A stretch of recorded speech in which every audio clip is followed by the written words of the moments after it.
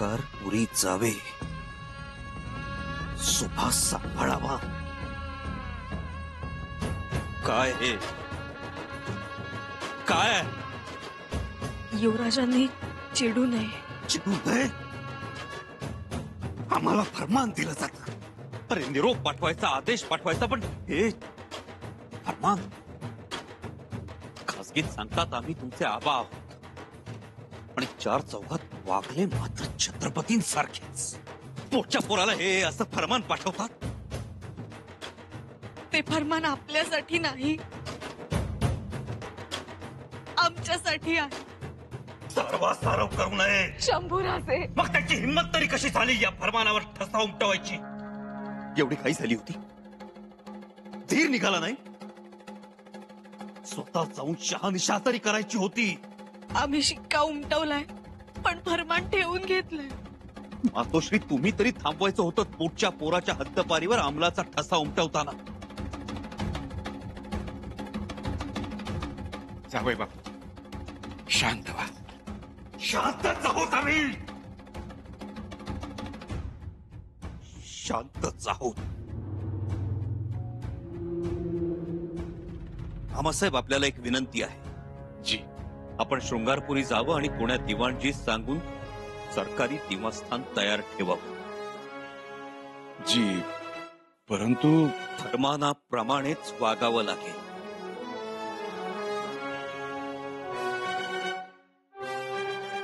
छत्रपतींचं फरमान आहे.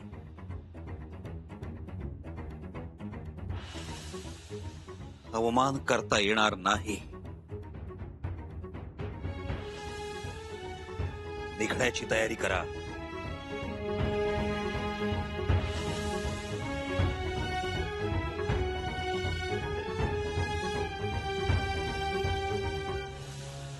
शंभूराजे, ऐकावं. सुनबाई, आपण पुढे जा. रागाच्या भरात काही करतील. आम्ही तेच म्हणतो, फरमान द्यायचं कशाला? हो ना, आणि मग बोभाटा होतो. आधीच ते रागात आहे, त्यात हे तेल पडलं. पण शृंगारपूरला जायचा आदेश द्यायचं कारण तरी काय? एवढ्या तडकाफडकी महाराजांनी हा आता निर्णय घेतलाच का?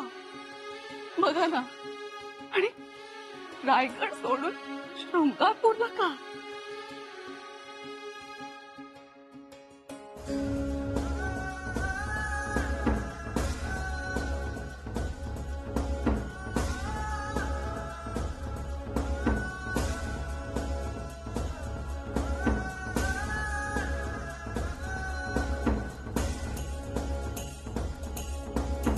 युवराज, युवराज,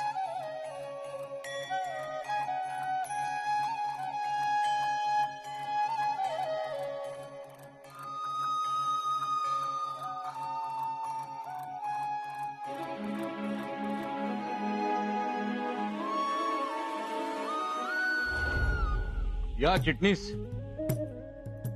केलीत का फरमानाची अंमलबजावणी? हो. म्हणजे युवराजांसाठीच होतं ना फरमान? काय होता मजकूर आता तरी सांगा.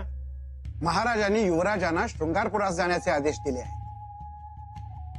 शृंगारपुरास जाऊन प्रभावळीचा सुभा सांभाळण्यास सांगितले. अरे रे, काय हे शंभूराजांच्या नशिबी आले. मोरपंत आहो, महाराजांचा आदेश म्हणजे त्यावर केवढा विचार केला असेल त्यांनी. हो, पण त्याच आदेशाचं युवराजांनी स्वागतच केलं असणार. कारण आपण सुरनीस, पेशवे, चिटणीस किंवा युवराज असलो तरी ते नंतर, पण प्रथम महाराजांचे मावळे. मावळ्यांचं हेच काम की महाराजांच्या आदेशासाठी, स्वराज्याच्या हितासाठी कटून मरायचं. हे खरं आहे हो, पण अचानक आदेशच समोर आला तर काय करायचं? जगदीश्वरा, आज काही हातून बरं घडवून घेतलं नाहीस.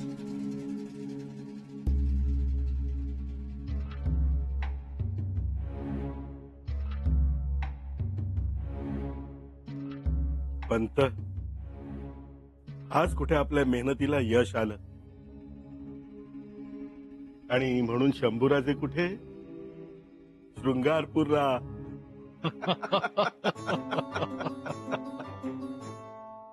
मनासारखं दान पडलं. शेवटी अनाजी पंत हं? तुमची मुत्सद्देगिरी कामी आली. पंत त्या मुत्सिद्धगिरीला पागोटे बांधा. मोठं काम केलंय तिनं. हो.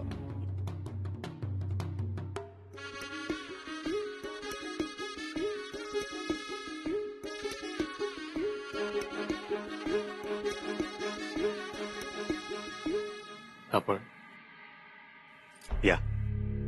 वर्दी न देता आलो म्हणून माफी असावी, परंतु राहावलं नाही म्हणून आलो. काही सूचना होती का? काही सांगायचं? जी, फरमान खूपच सुंदर लिहिलंय आपण. उदय आणि साहेब, आजवर आम्ही आपण लिहिलेले अनेक फरमान वाचले, पण हे फरमान खूप सुंदर, उत्तम नमुना. एक बाप आपल्या पोटच्या लेकरासाठी एवढा कठोर होऊन फरमान लिहितो, त्याला कशी दाद द्यावी तेच आम्हाला कळत नाही. कदाचित आऊसाहेब असत्या तर आपल्या हातात शेरभर सोन्याचं कड घालून आपली वाहवा केली असती. राणी साहेब, ज्या लेकराच्या काळजात आपल्या बापाचा देव्हारा आहे, त्या लेकराला रायगड सोडून निघून जा म्हणून आपण सांगता, ह्यात काय खुबी आहे? अंमल करावा आमचा आदेश. हे बघा, आम्ही जे मुळात या फरमानात मायेचा मजकूर नाहीच. जो आहे तो फक्त सिंहासनावर बसलेले छत्रपती. राणी साहेब, असं बोलू नका. तुम्ही तरी आम्हाला समजून घ्या. कसं बोलावं आम्ही? आम्ही ते फरमान पाठवलं. मुळात आमचा त्या फरमानालाच विरोध. लिहिलंच का आपण हे फरमान? काय करायला हवं होतं? ही गोष्ट खासगी सांगता आली नसती. नसती सांगता आली. कारण स्वराज्यात खासगी असं काहीही नाही. जे आहे ते सगळं खुलं. आम्हाला नाही पटत ते. त्याने जवळ बोलावून सांगितलं असतं तर चाललं नसतं का? मुळात इतकी वर्ष आम्ही आपल्या बरोबर संसार केला, पण आजही आपल्या मनाचा अंदाज काही आम्हाला येत नाही. एका बाजूला आपण म्हणता तीर्थयात्रेला जाणारं कुटुंब अचानक चोरांचा सुळसुळाट होतो म्हणून घर राखण्यासाठी एक जबाबदार माणूस मागे ठेवायचा असतो, असं उदाहरण देता आणि सांगता की आम्ही त्यासाठी शंभूराजांना मागे ठेवतोय. हे 2 दिवसांपूर्वी आपण सांगितलं आणि आज घर राखण्यासाठी ठेवलेल्या मुलालाच आपण घराबाहेर काढलं. का का महाराज? का कोणी आपल्या शंभूराजांच्या मनाची पर्वा करत नाही? उदय राणी साहेब, आम्ही जे काही करतो त्यामागे एक वजह असते. यास काय वजह आहे? आहे उत्तर. तुमच्या सगळ्या प्रश्नांची उत्तरं द्यायला छत्रपती बांधील नाहीत. मात्र येणारा काळच तुमच्या प्रश्नाचं उत्तर तुम्हाला देईल.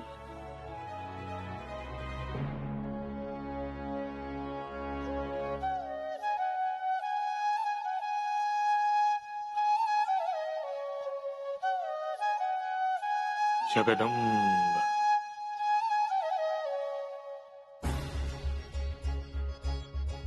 युवराज,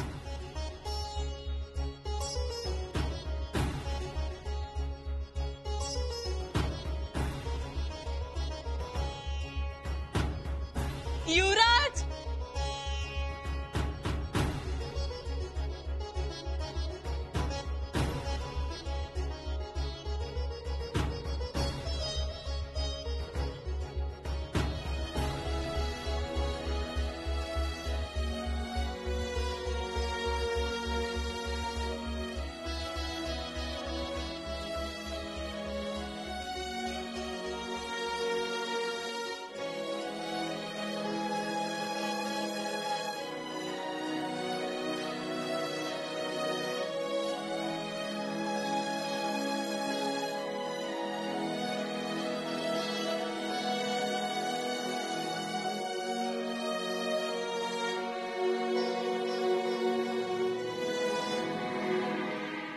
मुजरा युवराज. मुद्रा युवराज.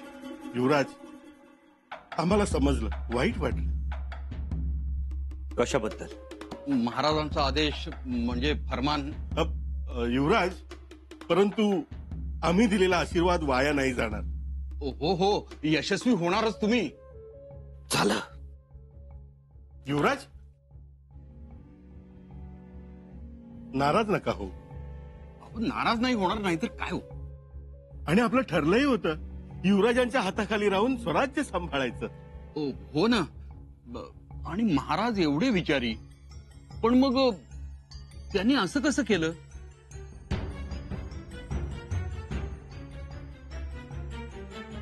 गेले शृंगारपूरला. शृंगारपूरला नाही, इथून तरी गेले. पण नानाजी पंत, हं? महाराज एवढे हुशार,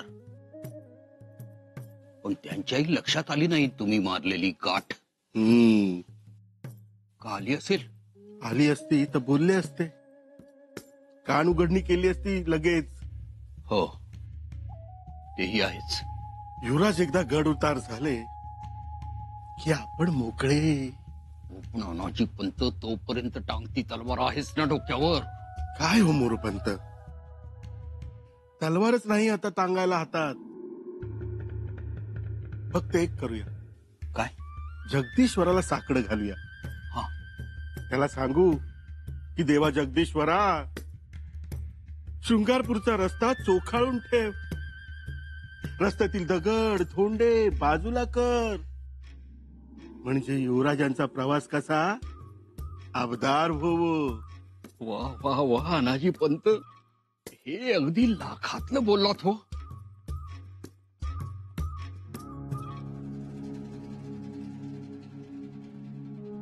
ज्योताजी, काय झालं ताईसाहेब? युवराज दिसले. नाही, इकडे तर नाही आले. मी इथंच आहे कावापासून तालीम खाण्यात. तुम्ही जा पाहून या युवराजांना, खूप रागात आहेत ते. जा. होय.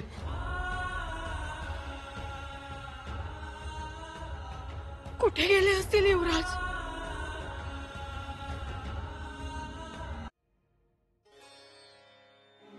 सुनबाई, काय झालं? आले शंभूराजे? नाही ना मातोश्री, आम्ही सगळीकडे पाहिलं, पण कुठे गेलेत कोण जाणे. का असा हाताताईपणा करतात? स्वतः बरोबर इतरांच्याही मनाला क्लेश. मातोश्री, आम्ही कुठे कमी तर पडत नाही ना निखारा सांभाळायला. कसं सावरावं काही कळतच नाहीये हो आम्हाला. महाराजांनी तरी हे आदेशाचे फरमान का काढावं? किती जिवारी लागलाय शंभूराजांच्या. नाही मातोश्री, त्या बंद दाराड झालेल्या मसलतीचाच हा परिणाम आहे. युवराजांनी पहिल्यांदा आबासाहेबांसमोर वरचा आवाज लावला. किती दुखावले असतील आबासाहेब. पण म्हणून आदेश फरमान पित्याच्या नात्याने शक्य झालं नाही, म्हणून अधिकाराच्या शस्त्राने साधायचा. आम्हाला नाही पटलं हे. माफी असावी, वर्दी नाही दिली पर. पण काय, युवराज कुठे? समधीकडे धुंडलं. युवराज कुठे बी नाही. पागा, बुरुज, गंगासागर पेठ समधीकडे नाही. पण तू एकटा कुठे कुठे फिरणार? मी एकटा नाही, मानाजी तात्याबा ते बी धुंडतायत. शेवटचं सदरव दिसलं पंत सुरनिसांबरोबर. मग त्यांना विचारायचं. ते बी दिसना आता.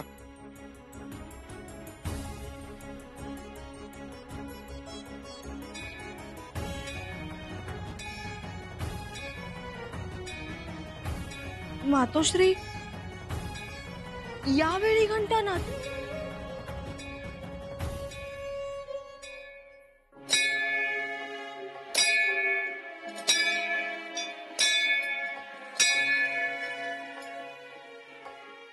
हे जगदीश्वरा, सगळ्या जगावर तुझी कृपा, मग आमच्यावरच अवकृपा का?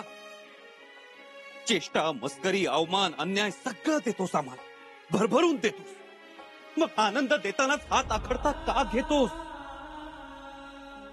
जेवायला पाटावर बसवतोस आम्हाला आणि घास घेण्याआधी ताट मात्र शिताफीनं काढून घेतोस. का का प्रत्येक वेळी आम्हालाच द्यावी लागते झाडाझडती? का नियती हा असा क्रूर खेळ खेळते आमच्याशी? जन्मदात्रीचं दूध पिण्या अगोदरच तिचा पाना आटावा. आईचं दूध पिण्याचा बाळ हक्क सुद्धा आमच्यापासून नियतीनं डावलावा.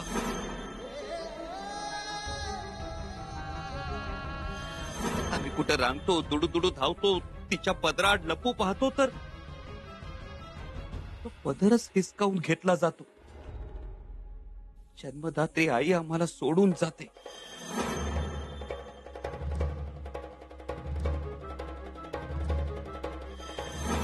ज्या वयात खेळायचं बागडायचं त्या वयात खेळाला पारखे झालो आम्ही. तिकडे मोगलांच्या छावणीत जाऊन शहाणं नसताना शहाण्यासारखं वागण्याच्या कसरती करत राहिलो.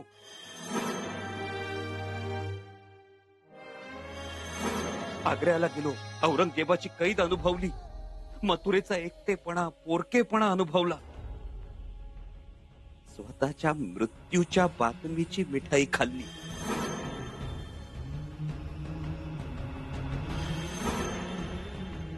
पचवली. जिवंतपणी स्वतःचे दिवस घातल्याचा अनुभव आमच्या वाट्याला आला. सगळं सोसून सावरून जाणते झालो तर आऊसाहेब आम्हाला सोडून गेल्या. तारुण्याच्या उंबरठ्यावर उभं राहताना आमच्या चारित्र्याला कलंक लावण्याचा प्रयत्न झाला. स्वराज्याचा युवराज छत्रपती पित्यासमोर आरोपी म्हणून उभा राहिला. न्याय मिळाला पण बदनामीनं काळीज मात्र सोलवटून गेलं. तिथेही नियतीने सोडलं नाही आम्हाला. नाही सोडलं. जवळच्या लांबच्या माणसांच्या हातात धारदार सुरे देऊन आमच्या भोवती उभं केलं. मन रक्तबंबाळ होत होतं, वेदनेच्या कळा उठत होत्या आणि आम्ही समजूतदारपणानंही लाजावं असा समजूतदारपणा दाखवत होतो. पण म्हणून का आमच्या इच्छा आकांक्षांचं कडेलोट? म्हणून का आमच्या महत्वाकांक्षाचे पाय छाटून तिला पांगळ बनवावं? आम्ही घेतलेला झेपेचा पंख वरच्या वर छाटून टाकला जावा?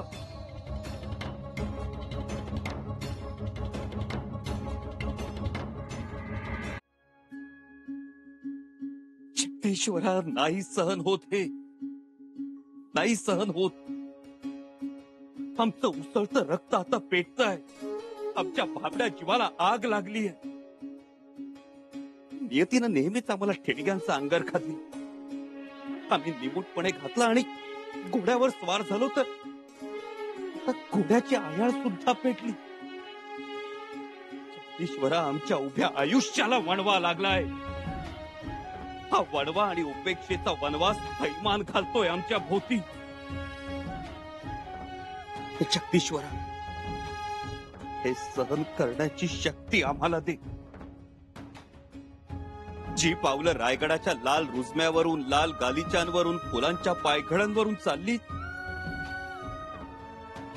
तीच आता शृंगारपुराच्या दगडधोंड्यांच्या वाटेवरून चालते. जिथं फुलांची उधळण झाली आमच्यावर, तिथेच सहानुभूतीचे दगड आमच्या दिशेनं भिरभिरत येतील. हे सहन करण्याची ताकद दे जगदीश्वरा.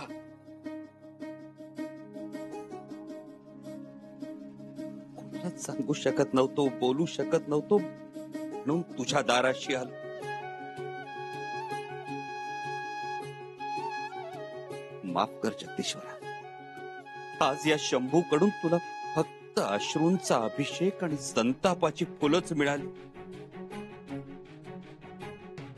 पण दुसरं काहीच नाही आमच्याकडे आता देण्यासारखं. सगळंच हिरावून घेतलंय आमच्याकडून.